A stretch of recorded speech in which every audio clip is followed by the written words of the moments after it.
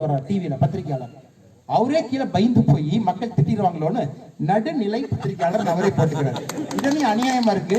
இத்தனை நாளா எந்த பத்திரிகையாளருமே நடுநிலைன்னு போல ஃபர்ஸ்ட் டைம் ஏன் போறேன் இல்ல சார் மக்கள் திட்டுறதுக்கு முன்னாடி நாமளே போட்டுக்கலாம்னு போட்டுக்கலாம். இதெல்லாம் பாத்தீங்கன்னா மிகப்பெரிய காமெடிகள் வந்து தமிழ்நாட்டில் அரங்கேறிட்டு இருக்கு. பெரிய கேலி கூத்து. ஏன்னா மக்கள் ஃபர்ஸ்ட் டைம் கேள்வி கேட்கறீங்க. நம்மளுடைய அரசியல், நம்மளுடைய தலைவர்கள் அரசியல், நம்ம அண்ணன் இருக்கக்கூடிய முக்கியமான எல்லாமே வன்மம் கிடையாது, காழ்ப்புணர்ச்சி கிடையாது. நீ கத்துவியா நானும் கத்துவேன், அதெல்லாம் அந்த காலம்லாம் போயிடுச்சுங்க. மக்கள் வந்து டீசெண்டா பாக்குறாங்க. உண்மையாலுமே அவன் டீசெண்டா இருக்கானா, நம்மளோட இறங்கி வர்றானா, நம்ம பேச்சுக்கு மரியாதை கொடுக்கறானா, இன்னொருத்தர் தப்பா பேசினா கூட தாங்கி கொள்கிற சக்தி அவனுக்கு இருக்கான்னு தான் பார்க்கலாம். ஏன்னா ஒருத்தர் தப்பா பேசும்போது நம்ம ரியாக்ட் பண்ணிக்கிட்டே இருந்தோம்னா நம்ம வளர மாட்டோங்க. அதனால என்னைய பத்தி எந்த அவதூறுக்கும் எப்பவுமே நான் ரியாக்ட் பண்ணது கிடையாது, ரியாக்ட் பண்ணவும் மாட்டேன். ஏன்னா கிட்டத்தட்ட யாரோ லாஸ்ட் டைம் சொன்னாங்க, சார் உங்க மேல 160 அவதூறு இருக்கு சார் அப்படின்னாரு. எங்க 120 தான் இருக்கான அரசியலுக்கு வந்து 20 நாள் தான் ஆகுது, அதுக்குள்ள 120 வந்துருச்சா அப்படின்னு. டெய்லி ஒண்ணு, இன்னைக்கு ஒண்ணு நாளைக்கு ஒண்ணு நாளானைக்கு ஒண்ணு, சகஜம். அதை பத்தி எந்த தப்பும் கிடையாதுங்க. ஏன்னா நம்ம வேலை செஞ்சதை வந்து உடுப்பியில மக்கள் பார்த்திருக்காங்க, நீங்க பார்த்திருக்கீங்க, மேங்களூர்ல பார்த்திருக்காங்க. ஸ்பெசிபிக்கா என்னை வந்து சித்தராமையா அவர்கள் வந்து, சித்தராமையா காங்கிரஸ் முக்கிய மந்திரி, ஸ்பெசிபிக்கா என்னைய மேங்களூர் உடுப்பி தவிர விடவே இல்லை. அங்கேயே நீ வச்சிருந்தார் சிக்மங்களூர். காரணம் என்னன்னா உடுப்பியில் இருந்த நண்பர்களுக்கு தெரியும், அது கொஞ்சம் ரொம்ப சென்சிட்டிவான தொகுதி. ஹிந்து முஸ்லீம் அடிச்சுக்கிட்டே இருப்பாங்க, சண்டை போட்டே இருப்பாங்க. 2 நாளைக்கு ஒருக்கா ஒரு கத்தி குத்து நடக்கும். இவங்க அவங்களுக்கு குத்துவாங்க, அவங்களுக்கு குத்துவாங்க. என்னுடைய ஸ்டைலே பார்த்தீங்கன்னா 2 தலைவர்கள் உட்கார வச்சு பேசி டீ கொடுத்து, என்னையா பிரச்சனை சமாதானமா போங்க, ஏன்னா லீடர்ஸ் நீங்க ஆக்ரோஷமா பேச ஆரம்பிச்சா தொண்டர்கள் கத்தி எடுத்துட்டு போய் குத்துவான்னு சொல்லி சமாதானம் பண்ணி வச்சேன்.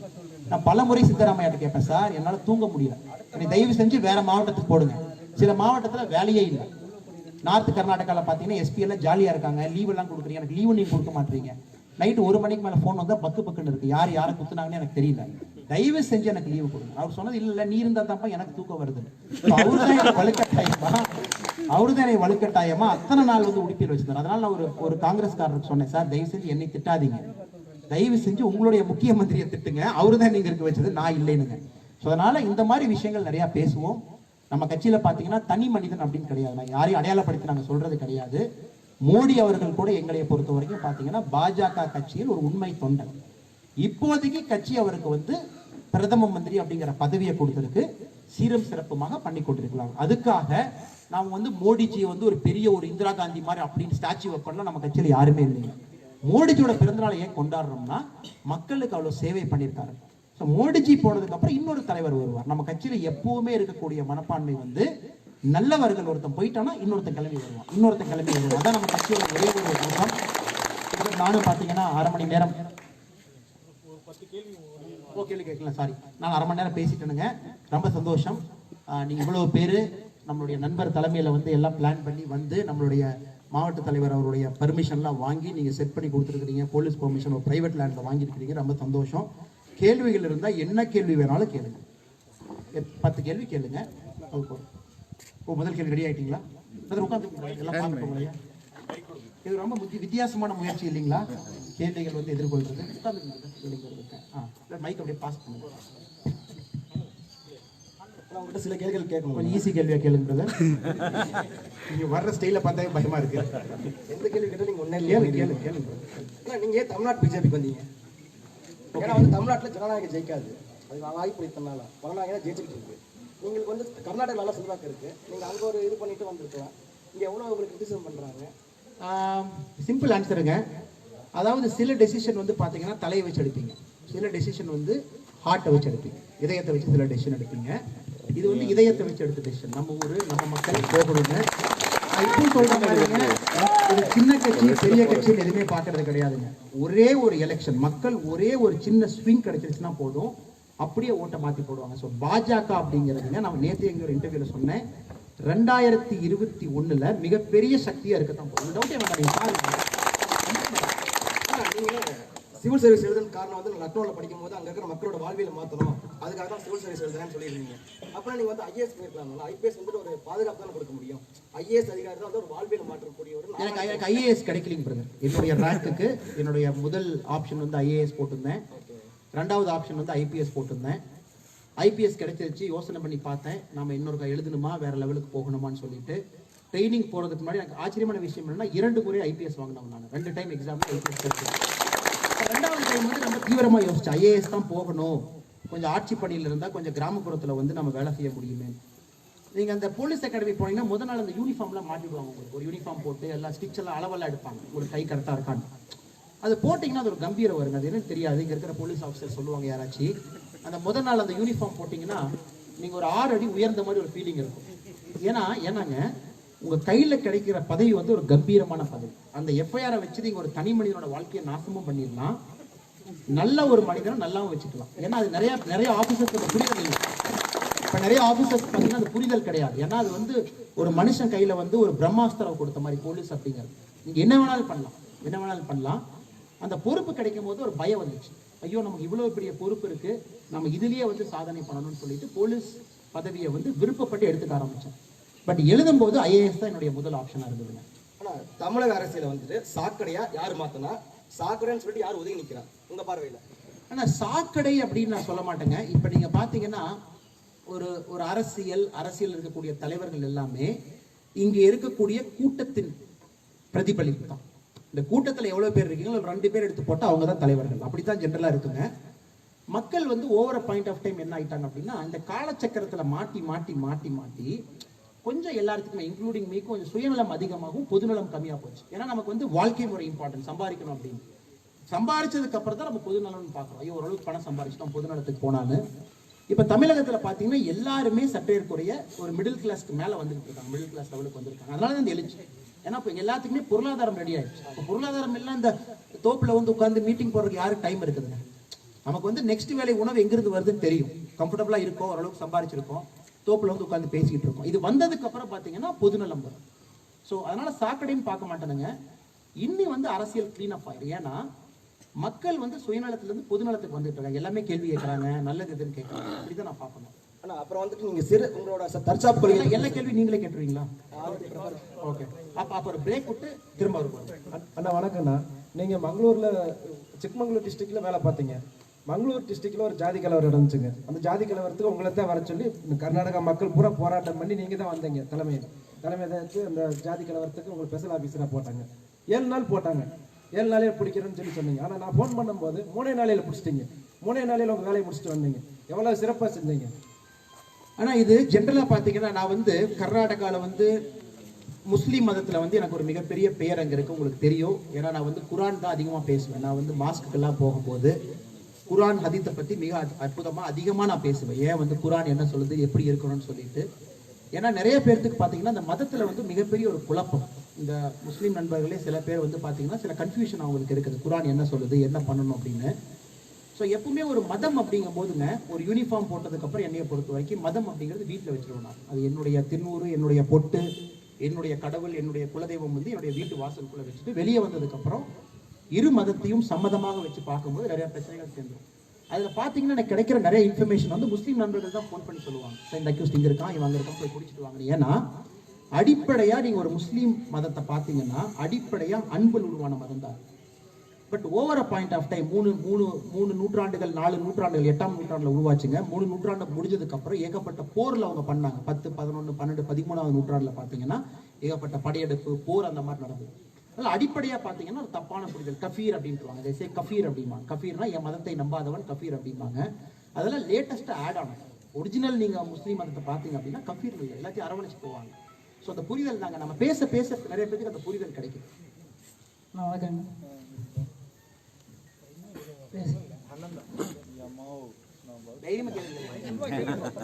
கட்சியில் எங்களை மாதிரி புதுசாக சேர்ந்துருக்குறாங்க.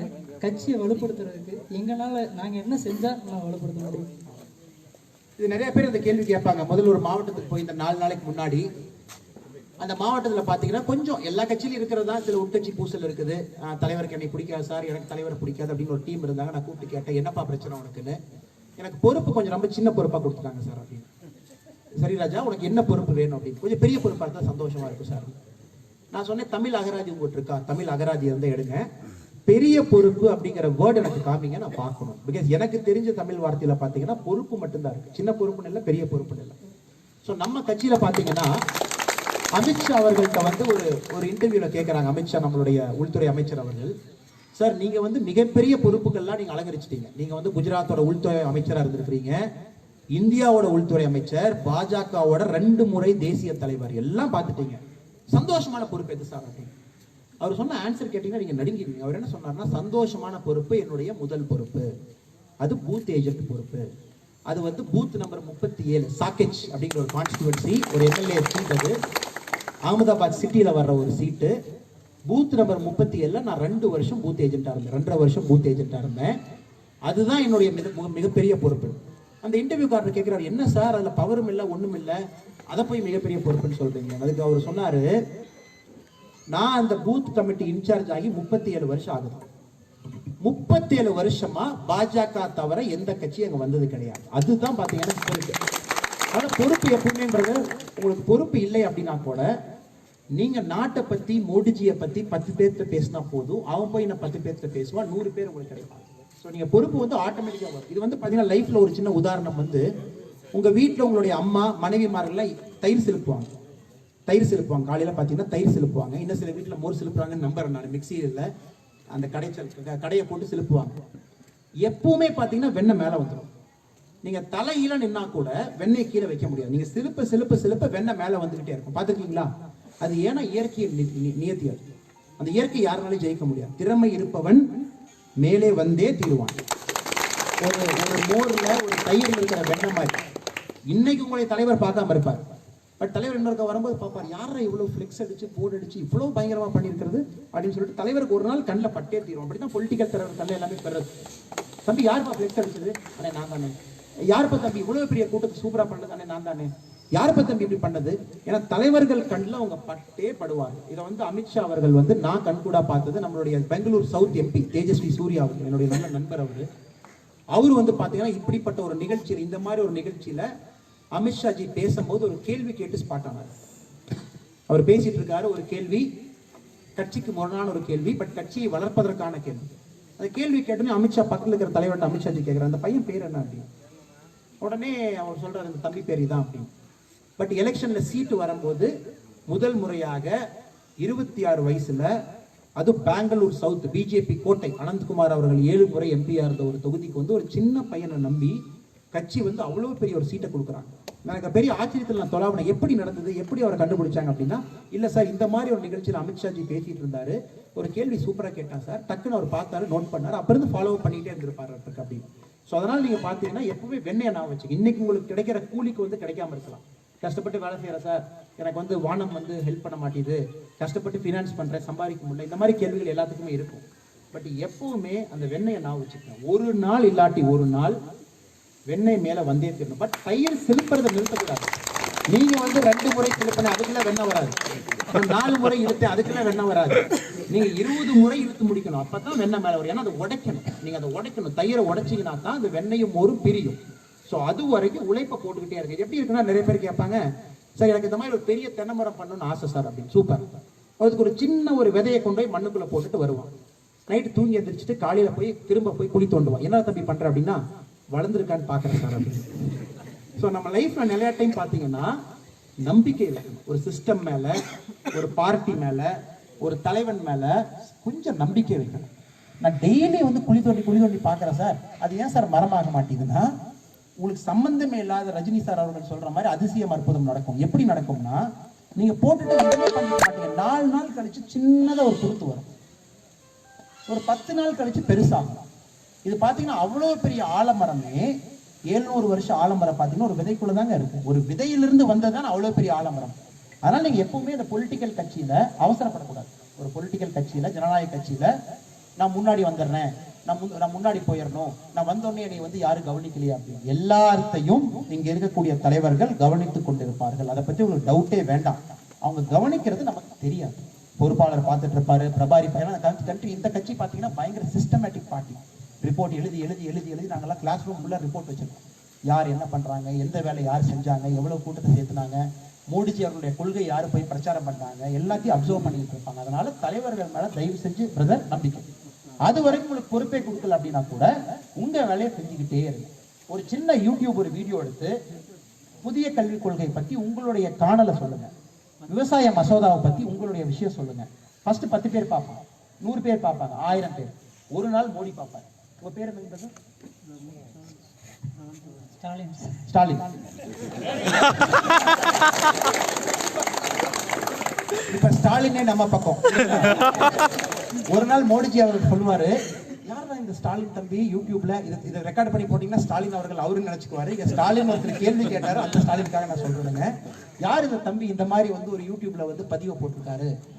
இப்படித்தான் பாத்தீங்கன்னா பாலிடிக்ஸ்ல ஏகப்பட்ட பேருக்கு பிரேக் த்ரூ. சம்பந்தமே இல்லாத ஒரு கால் வரும், தம்பி கிளம்பி வந்துருங்கப்பா அப்படின்னு. ஏன்னா உங்க வேலையை தலையை கீழே போட்டு செஞ்சுக்கிட்டே இருக்கு. கட்சியை வளருங்க, உறுப்பினரை சேர்த்துங்க, கொள்கையை போய் மக்கள்கிட்ட போய் ரீச் பண்ணுங்க, எலெக்ஷன்ல வந்து கம்பீரமா போய் சொல்லுங்க, என்னை தாண்டி தான் ஓட்டிங்க வரும்னு சொல்லிட்டு நிச்சயமா நீங்க வளருவீங்க. அதை பத்தி எந்த ஐயமும் கொடுக்கணும். கடைசி கேள்வி எடுத்துக்கலாங்களா?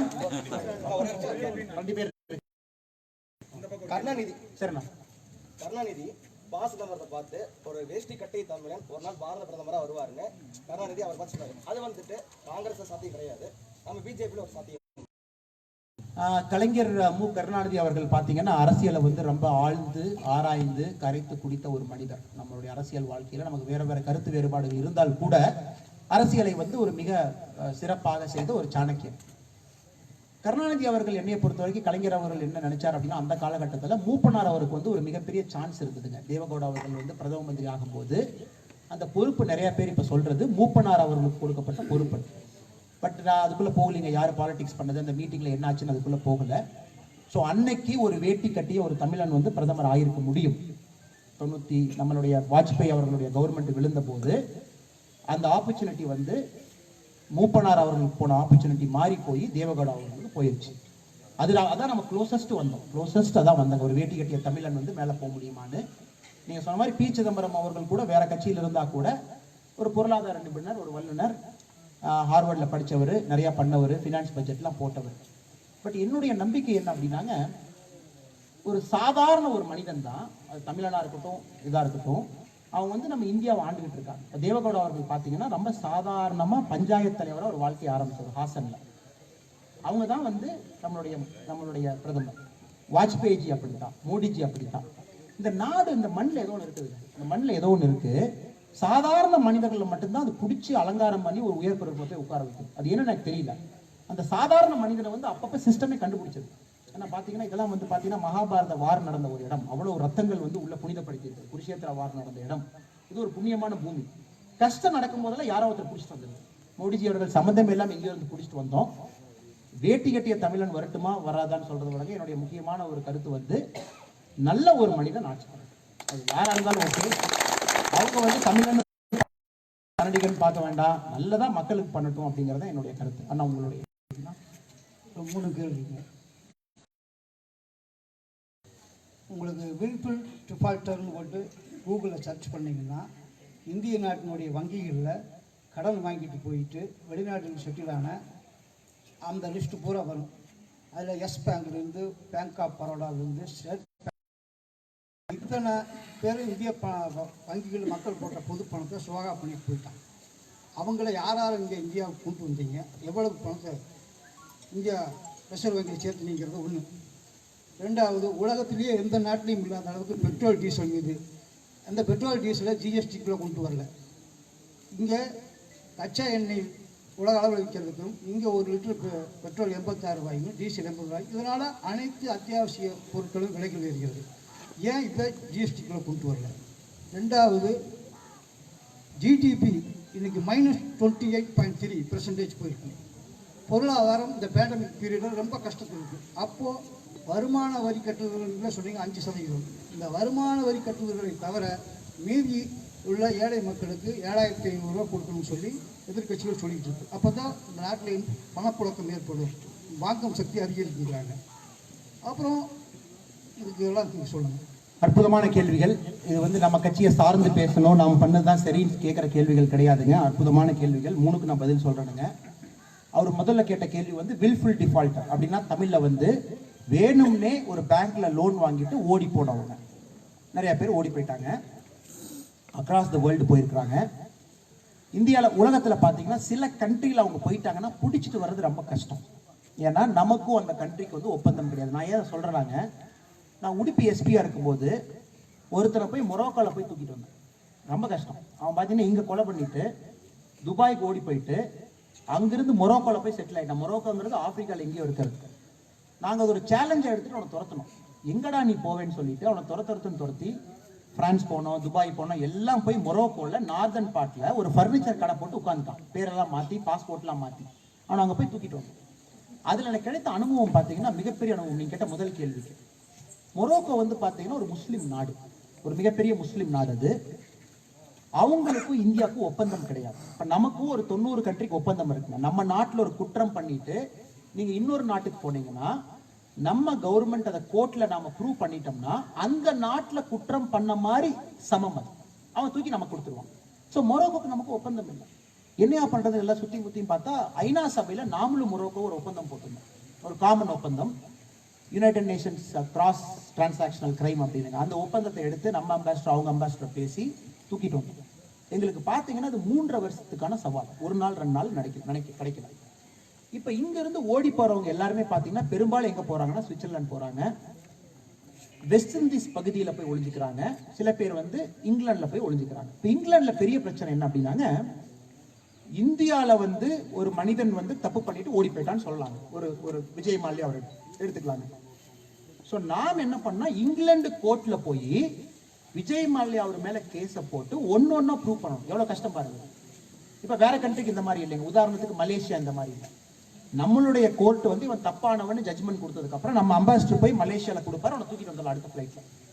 பட் இங்கிலாந்துல போய் நம்ம அம்பாசிடர் நம்ம கவர்மெண்ட் அங்க போய் அந்த கோர்ட்ல விஜய் மால்யா அவரும் ஒரு லாயர் வச்சுக்குவாரு, நாமளும் ஒரு லாயர் வச்சுக்குவோம், சண்டை போட்டு ஜெயிச்சிருவோம்.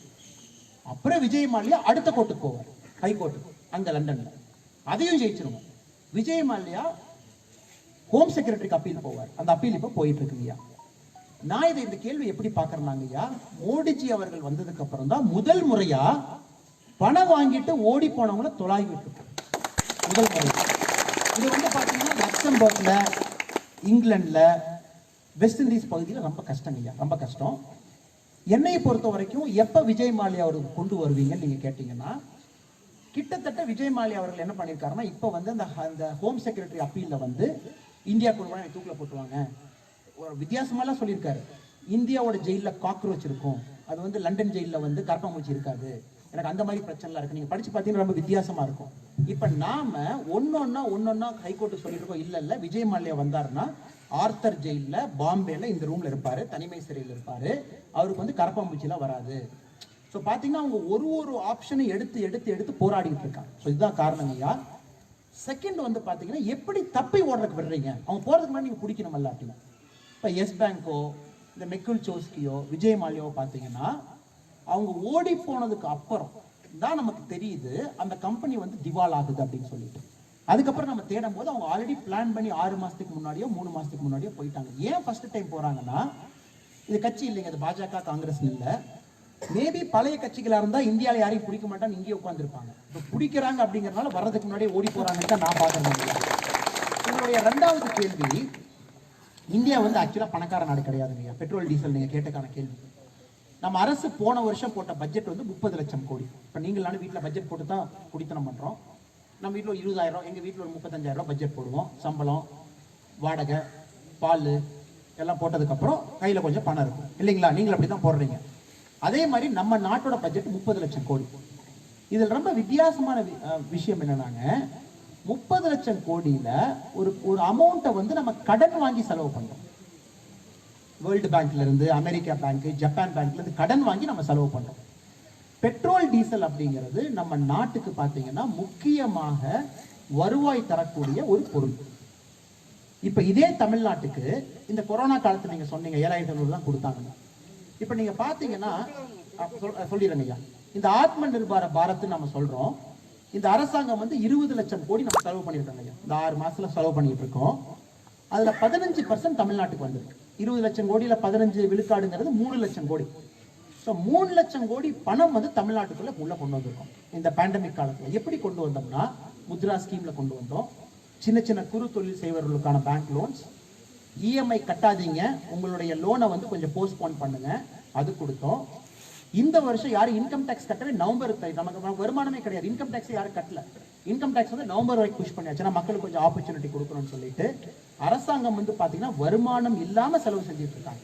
அது 3 லட்சம் கோடி தமிழ்நாடு கொடுத்துருக்கும். அது விவசாயிக்கு வந்து டான் 6,000 ரூபாய் கொடுத்தாச்சு. அதனால நான் எப்படி பாக்குறேன் அப்படின்னாங்க ஐயா, பணப்புழக்கத்துக்காக 3 லட்சம் கோடியை வந்து நம்ம தமிழகத்துக்குள்ள நம்ம நுழைச்சிருக்கோம் ஆத்ம நிர்பார பாரதம். இது இன்னும் கொஞ்சம் பெட்டரா பண்ணிருக்கலாமா? இந்த ஃபங்க்ஷன் ஆர்கனைஸ் பண்ணவரை கேட்டீங்கன்னா, தம்பி இந்த ஃபங்க்ஷன் இன்னும் கொஞ்சம் பெட்டரா பண்ணிருக்கலாமா? அவர் சொல்லுவார், ஆமாண்ணே எனக்கு மழை வருதுன்னு தெரியாதுண்ணே, மேல ஒரு இதை போட்டு விட்டுருக்கலானே. எப்பவுமே ஒரு விஷயம் பண்ணதுக்கு அப்புறம் பாத்தீங்கன்னா நம்ம எப்பவுமே வந்து சொல்லலாம் இப்படி பண்ணிருக்கலாமா அப்படி பண்ணிருக்கலாமான்னு. அதே மாதிரி தான் இப்ப நிறைய பேர் கேட்கறாங்க, நீங்க ஜிஎஸ்டியை கொஞ்சம் லேட்டா கொண்டு வந்திருக்கலாமே. நம்ம ஜிஎஸ்டி கொண்டு வந்த நோக்கமே வந்து நல்லது நடக்கணும். ஜிஎஸ்டி கொண்டு வந்த உடனே பாத்தீங்கன்னா எக்கனாமிக் கிரைசிஸ், பொருளாதார வீழ்ச்சி.